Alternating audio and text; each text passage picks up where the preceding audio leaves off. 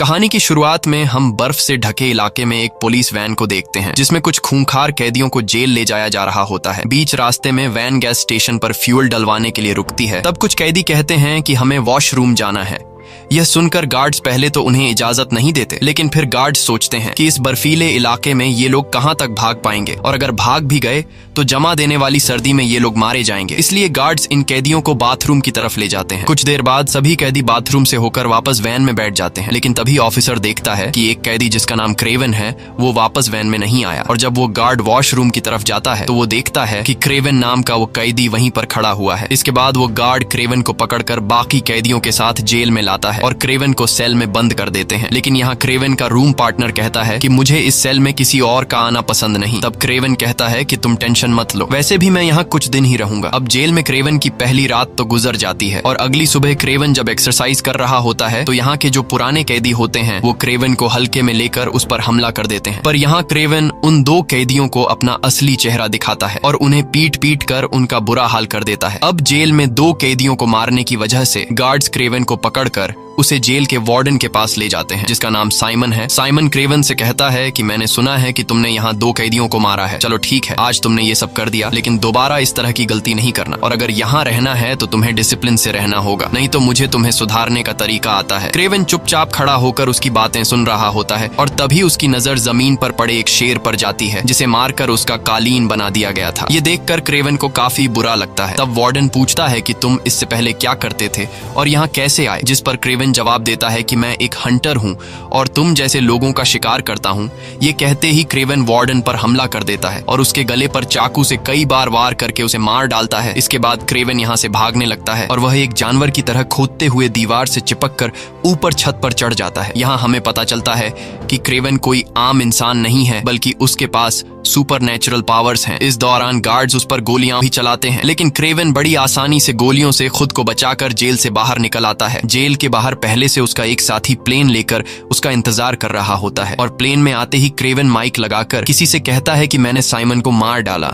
और यहाँ हमें पता चलता है कि क्रेवन कोई कैदी नहीं था, बल्कि वह जानबूझकर एक कैदी के बदले जेल में आया था ताकि जेल का वार्डन जिसका नाम साइमन है उसे मार सके, और उसने अपना काम पूरा कर दिया। अब कहानी यहाँ से जाती है फ्लैशबैक में, यानी कि 16 साल पीछे, जहाँ पर क्रेवन अपने छोटे भाई डिमिट्री के साथ होता है। कुछ देर बाद इन दोनों को स्कूल से लेने के लिए इनके डैड निकोलाई आते हैं। निकोलाई एक बहुत ही अमीर और पावरफुल इंसान है जो इलीगल तरीके से जानवरों को मारकर उनके खाल बेचता है। रास्ते में निकोलाई अपने बेटों से कहता है कि आज तुम्हारी मॉम की डेथ हुई है। उनकी दिमागी हालत ठीक नहीं थी और उन्होंने खुद अपनी जिंदगी का खात्मा कर दिया। ये सुनकर दोनों भाइयों को काफी दुख होता है, पर क्रेवन अपनी माँ की मौत का जिम्मेदार अपने पिता को मानता है, क्योंकि बिजनेस के चलते उन्होंने कभी अपने परिवार को टाइम नहीं दिया। इसलिए आज इनकी माँ इनके बीच जिंदा नहीं है। यहाँ इन दो भाइयों को लग रहा था कि अब वो अपनी माँ के फ्यूनरल में जाएंगे, लेकिन बेरहम निकोलाई अपने बेटों को उनकी माँ के फ्यूनरल पर ले जाने के बजाय जंगल में शिकार के लिए ले जाता है और वहां ये लोग एक बहुत ही खूंखार शेर जिसका नाम जार शेर है उसे ढूंढने लगते हैं। दूसरी तरफ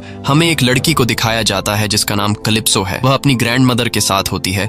कलिप्सो की ग्रैंड माँ जंगल के आदिवासी लोगों की फैमिली से बिलोंग करती थी और यहाँ वह कलिप्सो को कुछ कार्ड्स और एक छोटी सी बोतल में एक सीरम देती है। कलिप्सो की ग्रैंड माँ उससे कहती है कि इस सीरम को कोई आम सीरम मत समझना, ये एक बहुत ही पावरफुल सीरम है जो हमारे परिवार की कई पीढ़ियों से चलता आ रहा है। ये सीरम किसी भी जख्म को भर सकता है, यहाँ तक कि इस सीरम से किसी की जान भी बचाई जा सकती है। वहीं क्रेवन के पिता अभी तक जार शेर को ढूंढने में लगे हुए थे और तभी निकोलाई के पास एक आदमी आता है जिसका नाम अलेक्सी है। अलेक्सी भी एक शिकारी है जो निकोलाई से कहता है कि मैं चाहता हूँ कि हम दोनों पार्टनरशिप कर लें और मिलकर शिकार किया करें। ये सुनकर निकोलाई मुस्कुराता है और कहता है कि शिकार और वो भी तुम्हारे साथ, ऐसा कभी नहीं हो सकता क्योंकि तुम अभी मेरे लेवल के शिकारी नहीं हो। निकोलाई उसकी बेइज्जती करते हुए कहता है कि इस दुनिया में तुम्हारा कोई वजूद नहीं है। तुम जैसे लोग बिना किसी मकसद के इस दुनिया में रह रहे हैं और अगर मैंने तुम जैसे लोगों के साथ हाथ मिला लिया तो तुम्हारी वजह से मेरी इमेज खराब हो जाएगी। ये सब बुरा भला कहकर निकोलाई अलेक्सी को यहाँ से भगा देता है। अलेक्सी अपनी इस बेइज्जती से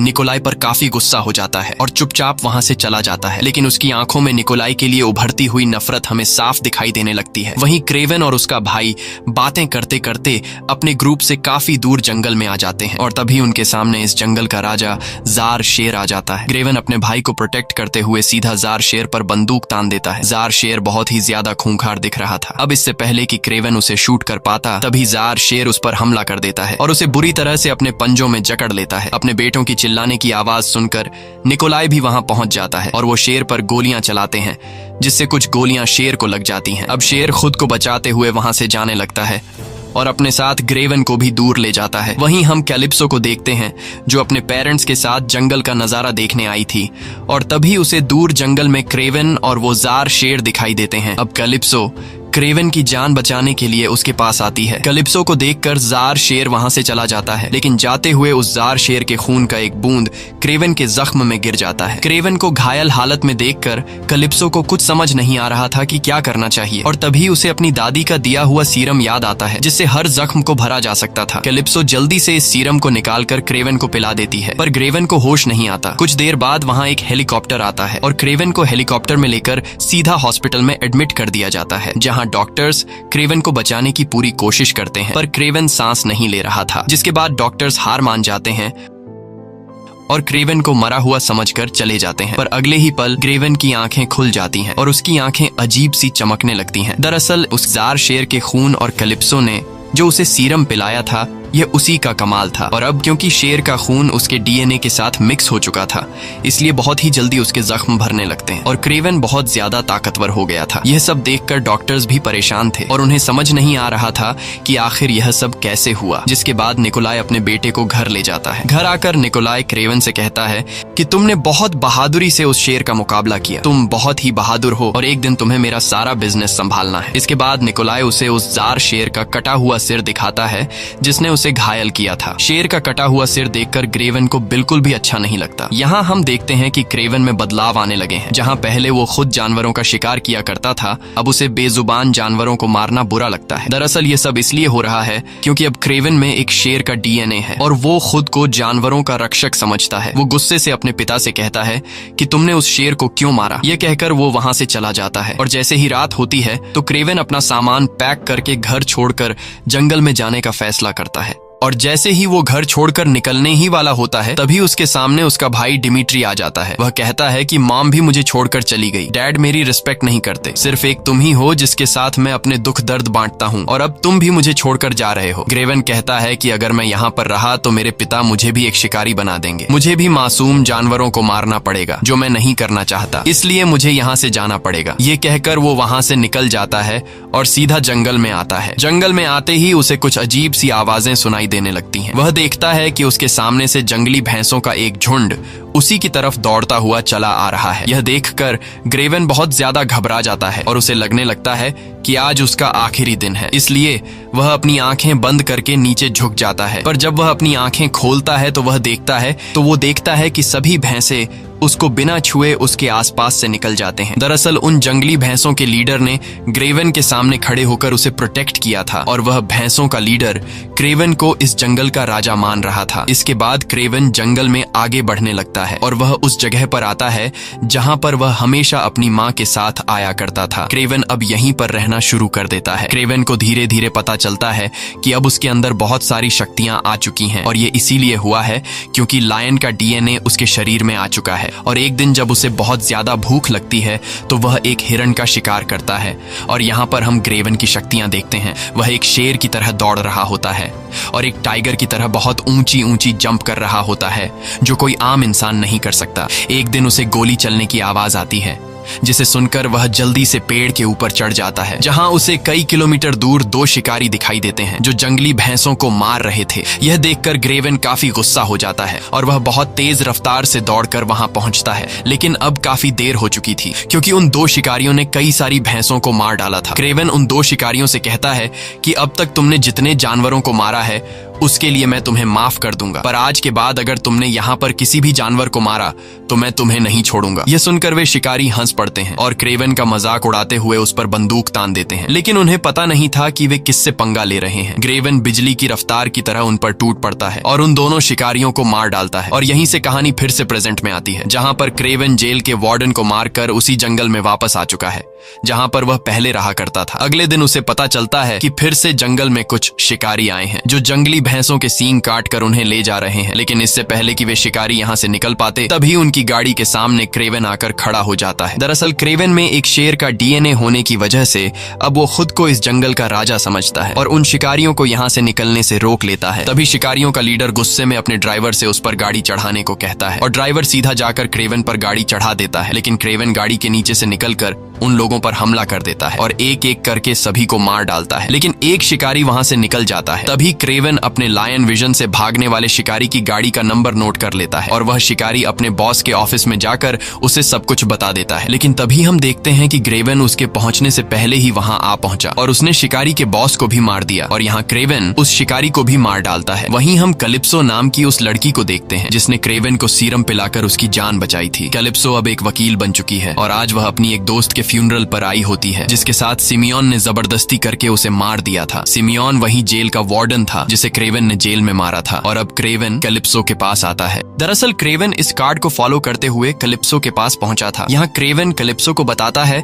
कि मैं वही इंसान हूँ जिसकी तुमने एक बार जंगल में जान बचाई थी। कैलिप्सो क्रेवन को जिंदा देखकर काफी खुश होती है और क्रेवन कैलिप्सो को बताता है कि मैंने तुम्हारी दोस्त के कातिल से बदला ले लिया है, मैंने जेल में जाकर उसे मार दिया। ये सुनकर कैलिप्सो को उसकी बात पर यकीन नहीं आता और जब वह घर आकर इंटरनेट पर चेक करती है तो उसे पता चलता है कि जेल में साइमन को किसी ने मार दिया, जिसे लोग हंटर के नाम से जानते हैं, जो बुरे लोगों का शिकार करता है। और अब जाकर उसे क्रेवन की बातों पर यकीन आ जाता है, इसलिए अगले दिन वह क्रेवन से मिलती है। क्रेवन उससे कहता है कि तुमने मेरी जान बचाई थी और मुझे समझ नहीं आ रहा था कि तुम्हारी इस मदद का शुक्रिया मैं कैसे अदा करूं। और जब मुझे पता चला कि तुम्हारी एक दोस्त को साइमन नाम के एक आदमी ने मार डाला है जिसे तुम अरेस्ट करना चाहती थी, लेकिन उसका ना कानून कुछ बिगाड़ सका और ना ही तुम कुछ बिगाड़ सकती थी, और वो तुम्हारी दोस्त को मारने के बाद भी आजाद घूम रहा था, तब मुझे तुम्हारी मदद के बदले उसे मारना अच्छा लगा। ये सुनकर कैलिप्सो कहती है कि मैं एक वकील हूँ और मैं ऐसा बिल्कुल भी नहीं चाहती थी कि तुम उसे मार डालो, लेकिन तुमने उसे मारकर अच्छा ही किया, क्योंकि आगे वह और भी मासूम लड़कियों के साथ गलत करने वाला था। तब क्रेवन उससे कहता है कि तुम एक वकील हो, तुम्हारे पास बहुत से ऐसे वांटेड लोगों की लिस्ट है जिन्हें कानून भी अरेस्ट नहीं कर सकता, इसलिए मैं चाहता हूँ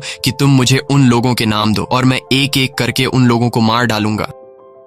कैलिप्सो उसका साथ देने के लिए तैयार तो हो जाती है, पर वह कहती है कि इससे तुम्हारी जान को खतरा पड़ सकता है। वहीं दूसरी तरफ हमें उस शिकारी को दिखाया जाता है जिसका नाम अलेक्सी है। ये वही शिकारी है जो कभी क्रेवन के पिता के पास आया था। उसने क्रेवन के पिता से कहा था कि हम दोनों मिलकर शिकार करते हैं, लेकिन क्रेवन के पिता ने उसकी बेइज्जती करते हुए इनकार कर दिया। और अब अलेक्सी का एक आदमी उसे बताता है कि क्रेवन नाम का एक आदमी है जो शिकारियों को मार रहा है। यह सुनकर अलेक्सी समझ जाता है कि अगर क्रेवन को रास्ते से नहीं हटाया गया तो एक दिन वह मुझे भी मार डालेगा। इसलिए अलेक्सी कुछ ऐसे लोगों के पास जाता है जिनके लीडर को क्रेवन ने मार डाला था। वो उनसे कहता है कि तुम्हारा लीडर मारा जा चुका है और अब तुम्हारा बिजनेस बिल्कुल बंद पड़ा है, इसलिए अगर तुम लोग मुझे अपने बॉस की जगह दे दो तो तुम लोगों का बिजनेस फिर से स्टार्ट हो जाएगा। यह सुनकर कुछ लोग गुस्सा हो जाते हैं और अलेक्सी पर गोलियां चलाने लगते हैं, लेकिन यहाँ हम देखते हैं कि अलेक्सी पर गोलियों का असर ही नहीं हो रहा और गोलियां उसकी बॉडी के आर पार जाने के बजाय उसकी बॉडी गोलियों को रोक देती है। दरअसल अलेक्सी के पास अब एक ऐसी पावर आ गई है जिससे वह खुद को एक राइनो में बदल सकता है, और राइनो में बदलने के बाद उसकी बॉडी इतनी मजबूत हो जाती है कि बंदूक की गोली उसका कुछ भी नहीं बिगाड़ पाती। वहीं अलेक्सी का शूटर भी यहीं छिपा होता है और जैसे ही वे लोग अलेक्सी को फिर से शूट करने वाले होते हैं तभी अलेक्सी का शूटर उन सभी लोगों को मार देता है जो उसे अपना लीडर नहीं मानना चाहते थे। अब यहाँ सिर्फ एक ही आदमी बचा होता है और वह ये सब देखकर डर के मारे तुरंत अलेक्सी को अपना लीडर मान लेता है। अलेक्सी को आज भी उस दिन की बेइज्जती याद थी जब वह निकोलाई के पास आया था और उसने पार्टनर बनने की पेशकश की थी, लेकिन निकोलाई ने मना कर दिया था। और अब अलेक्सी निकोलाई से अपना बदला लेने के लिए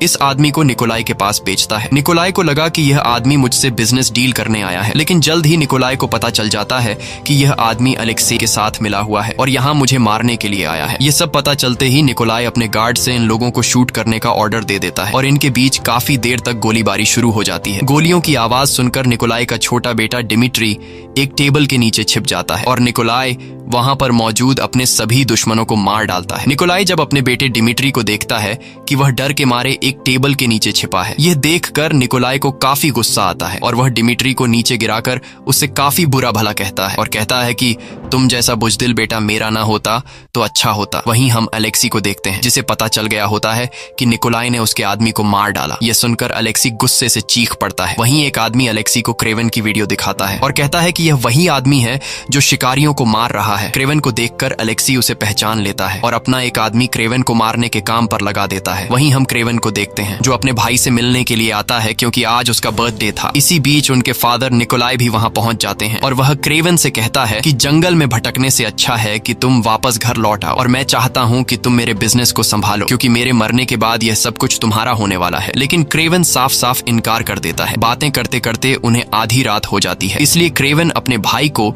उसके रूम तक छोड़ने के लिए आता है और जैसे ही क्रेवन वहां से जाने लगता है तभी डिमिट्री उसे रोक लेता है और कहता है कि तुम भी आज यहीं मेरे रूम में सो जाओ। क्रेवन अपने छोटे भाई से बहुत ज्यादा प्यार करता था, इसलिए वह अपने छोटे भाई की बात मानते हुए सोफे पर सो जाता है। लेकिन जंगल में सोने वाले इंसान को सोफे पर कहाँ नींद आने वाली थी, इसलिए वह बाहर गार्डन में जाकर सो जाता है और अगली सुबह जब वह अपने भाई के कमरे में जाता है तो देखता है कि वहां उसका भाई नहीं है और बेडशीट पर खून के निशान होते हैं। दरअसल कुछ लोग उसके भाई को किडनैप करके अपने साथ ले जा रहे होते हैं। क्रेवन दौड़ते हुए बैल्कनी में आता है और ऊपर बैल्कनी से नीचे अपने छोटे भाई को देख लेता है जिसे कुछ लोग गाड़ी में किडनैप करके ले जा रहे थे। अब अपने भाई को बचाने के लिए क्रेवन बिल्डिंग के शीशे से होते हुए नीचे कूदता है और उस गाड़ी के पीछे तेजी से दौड़ता है। लेकिन गाड़ी की रफ्तार काफी तेज थी, पर क्रेवन भी हार नहीं मानता और काफी दूर तक उस गाड़ी का पीछा करता है। लेकिन आखिर में वे लोग क्रेवन के भाई को लेकर एक हेलीकॉप्टर में बैठ जाते हैं। तब भी क्रेवन उनसे अपने भाई को छुड़ाने की कोशिश करता है, लेकिन वह अपने भाई को बचाने में नाकाम हो जाता है। अब अपने भाई को ढूंढने के लिए क्रेवन सीधा कैलिप्सो के पास जाता है और कैलिप्सो से उसे पता चलता है कि उसके भाई को एक टर्किश आदमी ने किडनैप किया है। साथ ही उसे पता चलता है कि जिन लोगों ने उसके भाई को किडनैप किया है उन्होंने $20 मिलियन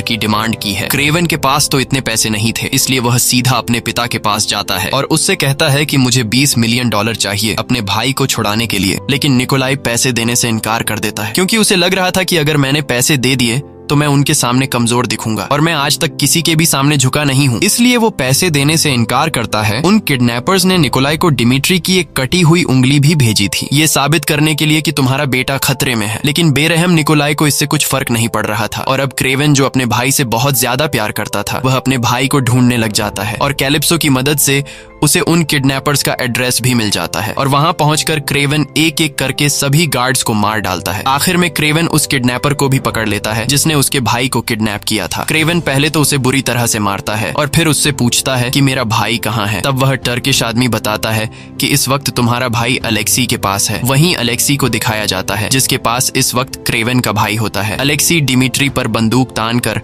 उससे क्रेवन का पता पूछता है, लेकिन डिमिट्री उससे कुछ भी बताने को तैयार नहीं होता। अब अलेक्सी चालाकी से काम लेते हुए डिमिट्री को बहकाने की कोशिश करता है और उससे कहता है कि तुम्हारा भाई क्रेवन सभी शिकारियों को एक एक करके मार रहा है और आखिर में वह तुम्हारे पिता को भी मार देगा और तुम्हारे पिता के मरने के बाद तुम्हें ही तो उसका सारा बिजनेस संभालना है। अलेक्सी अपनी पीठ में लगी एक पाइप को जोड़कर डिमिट्री को अपनी राइनो में बदलने वाली पावर दिखाकर कहता है कि मुझे पता है कि तुम कमजोर हो और तुम्हारी बात घर में बिल्कुल भी नहीं सुनी जाती, लेकिन अगर तुमने मुझे अपने भाई का पता दे दिया तो मैं तुम्हें एक खास पावर दे सकता हूँ। ये सुनकर डिमिट्री एक ताकतवर इंसान बनने की चाहत में अलेक्सी को अपने भाई क्रेवन का पता दे देता है। वहीं हम क्रेवन को देखते हैं जो कैलिप्सो को लेकर अपनी जगह पर आता है जहां वह पिछले 16 सालों से रहता है। उसने यहाँ बहुत अलग अलग हथियार बनाए होते हैं और अब वह किसी भी तरह से अलेक्सी को मारकर उससे अपना भाई छुड़ाना चाहता है। वहीं अलेक्सी को डिमिट्री से क्रेवन का लोकेशन पता चल गया होता है और अलेक्सी अपने एक खास आदमी को क्रेवन को मारने के लिए भेजता है और वह आदमी क्रेवन को पकड़ने के लिए अपने कुछ साथियों के साथ जंगल में जाल बिछा देते हैं। लेकिन जल्द ही क्रेवन को दुश्मनों के बिछाए जाल के बारे में पता चल जाता है और वह एक एक करके वहां मौजूद सभी लोगों को मार डालता है। इस दौरान जंगल के जानवर भी क्रेवन की मदद करते हैं और वहां मौजूद लोगों पर हमला कर देते हैं। वहीं अलेक्सी का वह खास आदमी क्रेवन के सामने आता है जिसके पास हिप्नोटाइज करने की पावर है और वह आदमी क्रेवन को एक जहरीली इंजेक्शन से शूट कर देता है जिससे क्रेवन को अजीब से विजन्स आने लगते हैं और क्रेवन अब पूरी तरह से उस आदमी के वश में हो जाता है। लेकिन इससे पहले कि वह आदमी क्रेवन को मार पाता तब कैलिप्सो क्रेवन की मदद करती है और उस आदमी को सिर में तीर मारकर उसे खत्म कर देती है, जिसके बाद वह क्रेवन को होश में लाती है। वहीं अलेक्सी को दिखाया जाता है जो अपने लोगों के साथ जंगल में आता है। अलेक्सी काफी खुश होता है क्योंकि उसे लग रहा था कि अब तक उसके आदमी ने क्रेवन को मार दिया होगा, लेकिन उसकी ये खुशी जल्द ही मुसीबत में बदलने वाली थी। तभी वह देखता है कि जानवरों का एक बहुत बड़ा झुंड उसकी तरफ आ रहा है। अब इससे पहले कि वे भैंसें उनकी गाड़ियों को टक्कर मारकर उन्हें कुचल देती, तब अलेक्सी जल्दी से अपने कमर में लगे पाइप को खोल लेता है, जिससे वह राइनो में बदलने लगता है। भैंसों की टक्कर से अलेक्सी के बाकी साथी तो मारे जाते हैं, लेकिन अलेक्सी को कुछ नहीं होता क्योंकि अब उसकी बॉडी काफी मजबूत हो चुकी थी। और इसी बीच क्रेवन भी वहां आ जाता है। अब यहाँ इन दोनों के बीच फाइट छिड़ जाती है और काफी देर तक इनके बीच जबरदस्त फाइट होती है। पर अलेक्सी पर क्रेवन के हमलों का कुछ असर ही नहीं पड़ रहा था क्योंकि उसकी बॉडी लोहे से भी ज्यादा सख्त हो चुकी थी और अब वह क्रेवन को पीट पीट कर उसकी हालत खराब कर देता है। लेकिन क्रेवन भी हार नहीं मानता और अलेक्सी से लड़ता रहता है। पर अलेक्सी की ताकत के सामने क्रेवन कमजोर पड़ रहा था, इसलिए अलेक्सी क्रेवन को उठा उठा कर पटकता है।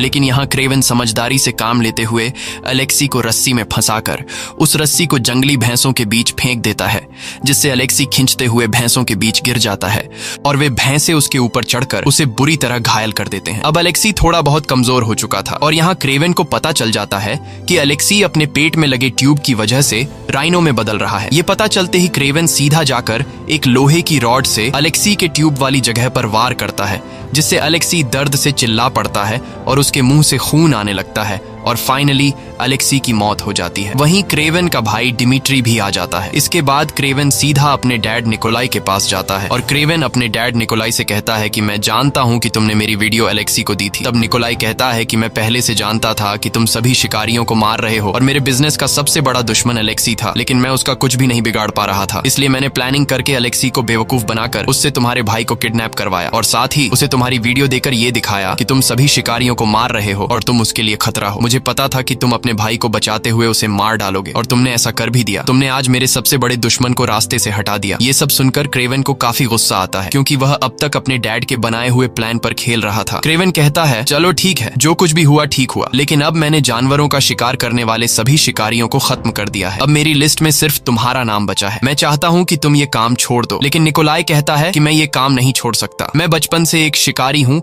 और एक शिकारी ही बनकर रहूंगा और अब तो तुमने मेरे सारे दुश्मनों को भी मार डाला है, इसलिए अब मैं सबसे पावरफुल शिकारी बन गया हूँ। ये सुनकर क्रेवन चुपचाप वहाँ से जाने लगता है। क्रेवन के जाते ही एक जंगली भालू निकोलाई पर हमला करने के लिए आगे बढ़ता है। तब निकोलाई जल्दी से अपनी गन निकाल लेता है, लेकिन जब वह गन की बुलेट्स चेक करता है तो उसमें गोलियां नहीं होती क्योंकि वे गोलियां क्रेवन पहले ही निकाल चुका होता है। यहाँ हमें पता चलता है कि क्रेवन के कहने पर ही उस भालू ने निकोलाई पर हमला किया और उसे मार डाला। इसी के साथ ये कहानी खत्म हो जाती है। अगर आपको ये वीडियो अच्छी लगी हो तो हमारे चैनल को सब्सक्राइब और वीडियो को लाइक जरूर कीजिए।